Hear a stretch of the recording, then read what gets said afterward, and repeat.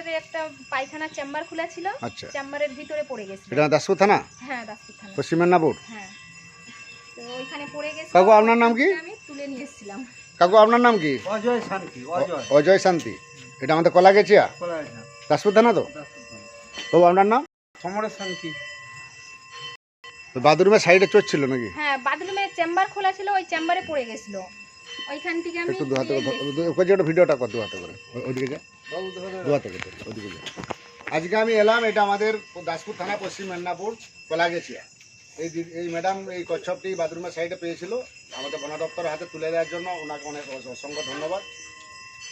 এরা প্রাকৃতিক ভারসাম্য রক্ষা করে, মানুষ হচ্ছে রাক্ষসের জাত, সব খেয়ে ফেলবে।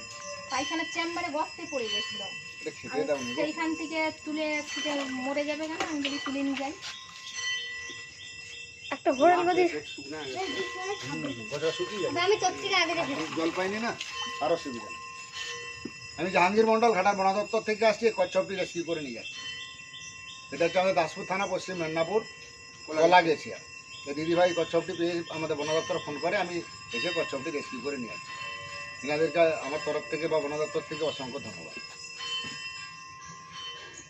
বন্ধ কর। বন্ধ কর।